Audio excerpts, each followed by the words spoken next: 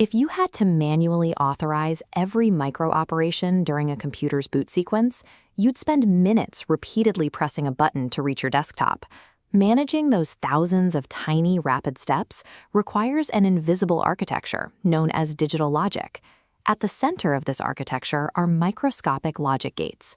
These components take incoming electrical signals and translate them into simple binary decisions. Every complex action a computer performs is built from these tiny on and off decisions firing at the hardware level. The first way these gates organize is through combinational circuits. These are systems designed to react instantly to a specific set of inputs. A common fire alarm system serves as a clear example of this immediate logic in action. This truth table maps smoke, flame, and heat inputs, determining which combinations trigger the alarm. Transformed into a circuit, hardwired and OR gates ensure the alarm only activates when at least two sensors are triggered. This creates an immediate reflex. As soon as the sensors detect the required conditions, the alarm immediately sounds. However, combinational circuits have no internal memory. They only produce an output as long as the physical inputs are actively present and detected.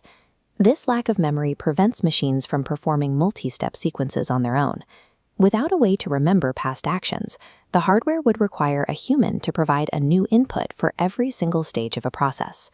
To solve the memory problem, engineers use sequential circuits. While combinational circuits only react to what is happening right now, sequential circuits calculate outputs based on both current inputs and previous states.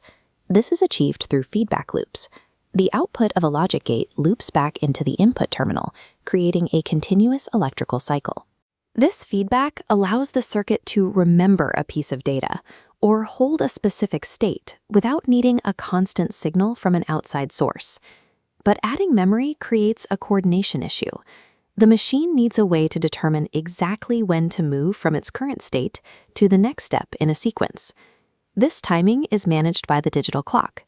The clock emits an alternating sequence of zeros and ones at high-speed, regular intervals. Sequential circuits use this signal to synchronize operations. They advance their internal state only when they detect the rising edge of the pulse, the transition from 0 to 1. We can see this synchronization during a standard computer startup sequence. One button press initiates a series of tasks tied to the clock. First, it tests the battery. Second, it tests the memory. Then it starts the hard drive, loads the operating system, and finally starts the processor. By linking these actions to the clock, the hardware executes a full sequence of operations independently, without waiting for a human to trigger each individual step. Modern computing relies on the interaction between two systems, instant combinational reflexes and automated sequential routines. This decimal to binary encoder shows the combinational side, where numbered switches represent physical inputs. Closing switch 5 sends a signal instantly along the green path into the logic gates. This happens immediately without a clock pulse, outputting the binary equivalent, 0101, at the bottom. While that translation is instantaneous, the computer then takes that binary data and processes it through software routines that are synchronized to the clock. Every interaction with a digital device triggers a cascade of logic gates. Some respond immediately to our touch, while the rest of the processor executes predefined routines at the precise rhythm of the clock.